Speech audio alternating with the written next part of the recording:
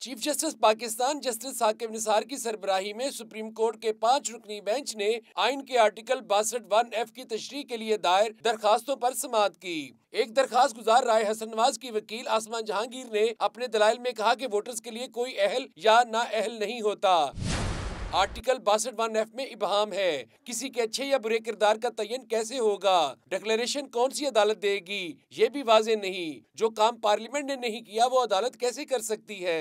Justice Umar Ata Bandial ने कहा कि अदालत मफरूजों पर मबनी सवालात को नहीं, ठोस सवालात को हल कर सकती है। देखना है आर्टिकल 62(1)(f) का सवाल ठोस है। आसमा जहांगीर ने कहा कि नजरिया पाकिस्तान का मामला हो तो तयन कौन करेगा। जस्टिस उमर अता बंदयाल ने कहा हमारे सामने नजरिया पाकिस्तान का सवाल नहीं। आसमा जहांगीर ने कहा कि पार्लियामेंट ताहाल आजाद नहीं हुई। चीफ जस्टिस ने कहा यह तासर दुरुस्त नहीं कि पार्लियामेंट आजाद नहीं। आसमा जहांगीर ने कहा कि 1985 तक रुकने असेंबली की नाअहली के लिए अदालती फैसला जरूरी नहीं था।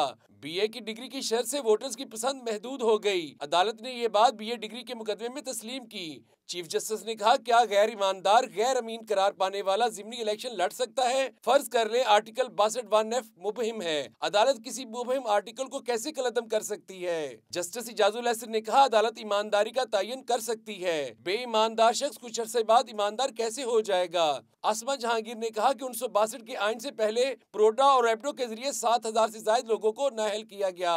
नाअहली इस मुल्क के लिए कोई नई बात नहीं। जस्टिस इजाजुल हसन ने कहा कि कानून साज नहीं चाहते कि बेईमानदार शख्स कानून साजी में हिस्सा ले। हमें आइडियल लोगों के मेयार बुलंद रखने चाहिए। आसमा जहांगीर ने कहा कि इतने आला मेयार के लोग बाहर से ले आए, पाकिस्तान में नहीं मिलेंगे। जस्टिस सजाद अली शाह ने कहा आम आदमी और मुंतखब नुमाइंदों के लिए मेयार मुख्तलिफ होने चाहिए। जस्टिस उमर अता बंदयाल ने कहा कि एक ऐसे शख्स भी आया था जिसने अदालत में तस्लीम किया कि उसकी डिग्री जाली है। उसने इस्तीफा देकर दोबारा इलेक्शन लड़ा और पहले से ज्यादा वोट लिए। चीफ जस्टिस साकिब निसार ने कहा कि डिक्लेयर्ड बेईमानदार शख्स की नाअहली की मुद्दत क्या होगी।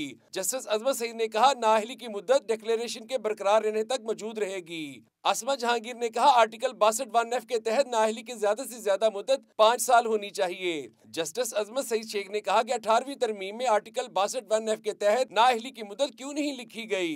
चीफ जस्टिस ने कहा कि हमारी नजर में आर्टिकल 62 और 63 आजाद और अलग अलग हैं। जब तक डिक्लेरेशन मौजूद रहेगी नाअहली मौजूद रहेगी। अदालत ने मुकदमे की समाअत 12 फरवरी तक मुलतवी करते हुए कहा कि अब किसी और को नहीं सुनेंगे, सिर्फ अटॉर्नी जनरल दलाइल देंगे।